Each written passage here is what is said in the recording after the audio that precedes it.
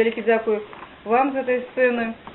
Скончив з адзнакой для молодых людей, может быть, белорусскую мову не разумець, значит, это червоный диплом, с червоным дипломом школу. Пасля з адзнакой университет, химфак. Пасля службы в армии был направлены ў Могилёв наставничать. Мае дзяржаўныя две ўзнагароды. Что датычыцца литературной частки, у творчым багажы письменника 8 книг, больше за 100 публикаций. И для тех, кто сегодня пришел и не ведая нашего Александра Стефановича, я могу пожартовать, вот тут такое высокое у нас сегодня собрание, что это настоящий полковник. И хочу выкликать сюда Александра Стефановича, как выконать те обовязки, на якія мяне усклаў на мяне наш старшыня Союза письменников Беларуси Олесь Николаевич Карлюцкевич. Уручыць вось гэту грамоту узнагароджваецца Плавінскі Александр Стефанович, член Союза письменников Беларуси, за шматгадовую творчую працу, актыўны ўдзел у грамадскім жыцці і ў сувязі 60-годдзям з дня нараджэння. Гэта вам. Спасибо.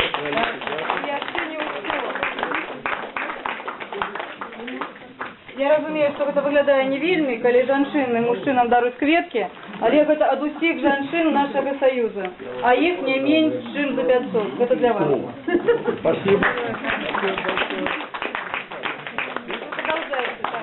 Я хочу предоставить сейчас слово Овсеевичу Сергею. Александр Стефанович, зампредседателя ветеранской организации, уважаемый оппонент, наш литуровед, является членом ветеранской организации факультета внутренних войск. И в связи с этим юбилеем, и вообще человек, который коммуникабельный, с ним прослужил не 1 год, ответственный, действительно настоящий полковник, да. Мы его поздравляем и желаем поздравление от начальника факультета. Адрес письменный со Степаном. Спасибо. Если все получилось, в архивах наших, вот те мои книги, которые я издавал в последнее время, и из них, как вы видите, вот есть книга «Куропаты у истоков исторической сенсации». С этой книгой я начал расследование тех фейков, той лжи, которая наполняет нашу историю. Далее у нас был начат проект «Белорусы. Народ праведников». Это проект о том, как в годы войны наши люди спасали людей, обреченных на смерть. Дело в том, что кроме непосредственно евреев, безукоснительному уничтожению подлежало еще 10 категорий людей. Всего было 11 категорий, которые подлежали неукоснительному уничтожению. Это были коммунисты, работники советского аппарата, партийного аппарата. Это были и депутаты, и работники наркоматов.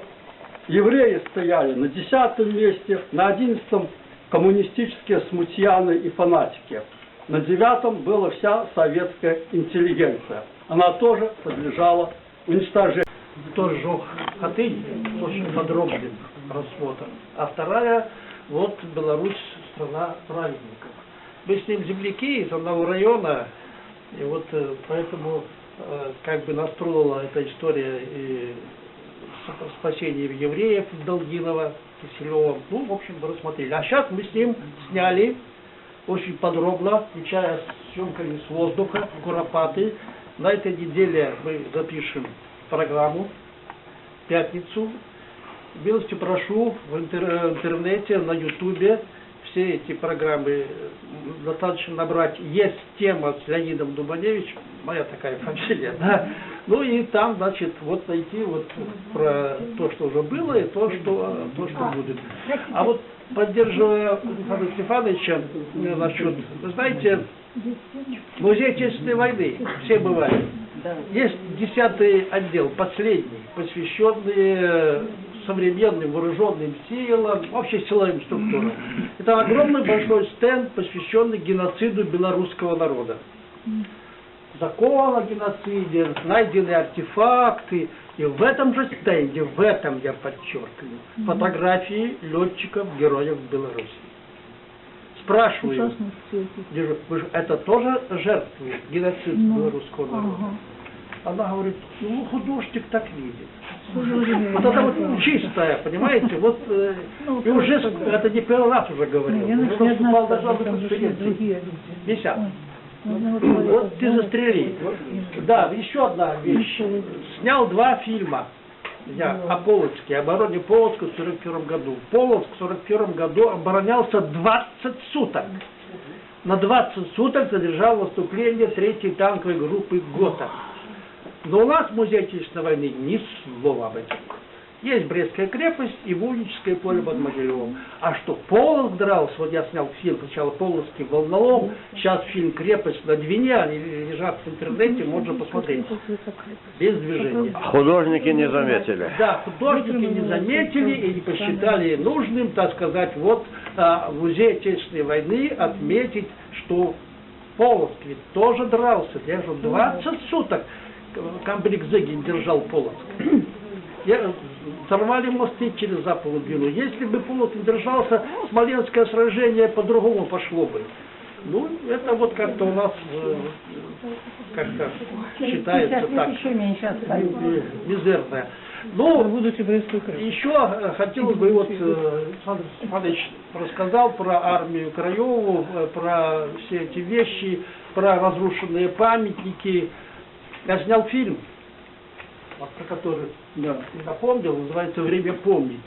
Это фильм о том, как рушатся памятники в Польше, но там главное, что нашлась женщина у нас в Бресте, предприниматель, довольно крутой, Нарочницкая Наталья Емельянова, которая эти разрушенные памятники выкупает в Польше, привозит в Беларусь, реставрирует до первоначального вида и создала музей.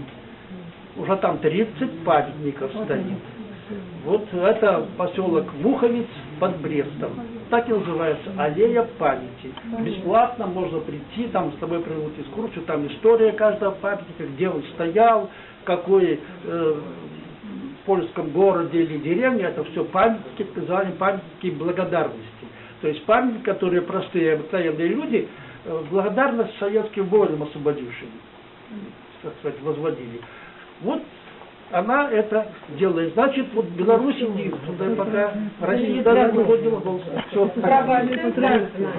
нас так прийнято у Союзе письменников. Коли нехто затрымлівае мерапрыемства, мы тады абдымаемся. Больше не буду говорить, мне няёмка, что я выхожу и прошу кагосьці сесть. Тому, кто хочет сказать коротко «Дякую» Александру Стефановичу, коли ласка, а остальных будем обдымать. Я не знаю вашу должность. Вы говорите все в прошлом. Настоящее, опуститесь на проспект Рокоссовской, прочитайте. Герой Советского Союза, когда он дважды герой, и маршал, освобождал Беларусь.